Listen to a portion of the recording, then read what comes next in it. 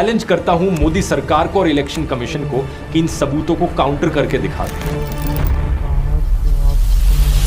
Electoral manipulation का पहला और सबसे बड़ा सबूत है 10,000 रुपए का किस्सा। बिहार में फर्स्ट फेज के चुनाव से सिर्फ 6 दिन पहले 31 अक्टूबर को और सेकंड फेज के चुनाव से 4 दिन पहले 7 नवंबर को बिहार की महिलाओं के अकाउंट में 10-10 हजार रुपए ट्रांसफर किए गए। मेरी राय में और बहुत से और लोगों की राय में यह सीधे तौर पर लीगलाइज्ड ब्राइबरी थी और इससे वोटर को इन्फ्लुएंस किया गया। कहा गया कि स्मॉल बिजनेस शुरू करने के लिए हर परिवार की एक महिला को 10,000 रुपए दिए जाएंगे। इस स्कीम में कुल 1,25,00,000 महिलाओं को 10,000 रुपए दिए गए। इसके साथ ही 6 महीने बाद इन महिलाओं को बाद में 2 लाख रुपए तक की मदद देने का वादा भी किया गया। इस स्कीम का फायदा उठाने के लिए महिलाओं को जीविका सेल्फ हेल्प ग्रुप से जुड़ना था और इन ग्रुप से जुड़ी महिलाओं को जीविका दीदी कहा गया। अब ऊपर से देखोगे ये एक वेलफेयर स्कीम है और सिर्फ इसे इस स्कीम के तौर पर देखा जाए तो मैं इसका विरोध नहीं करता हूं, बिल्कुल भी नहीं करता हूं। छोटे बिजनेसेस को स्टार्ट करने के लिए इस तरीके से पैसे दिए जाना कई बार काफी इफेक्टिव रहता है, लेकिन प्रॉब्लम थी यहां पर इसकी टाइमिंग और जिस तरीके से इसे इंप्लीमेंट किया गया। इस स्कीम को चुनाव से ठीक पहले सितंबर में लाया गया और चुनाव के दौरान भी महिलाओं को पैसे दिए गए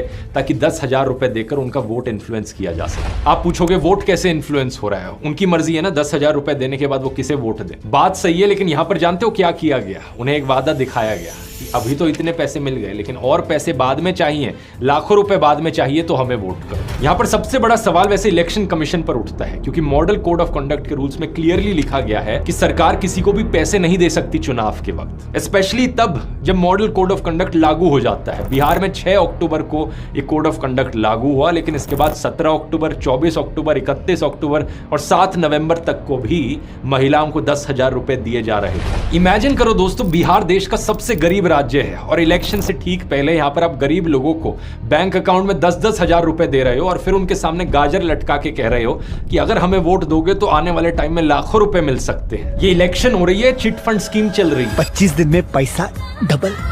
25 दिन में पैसा डबल।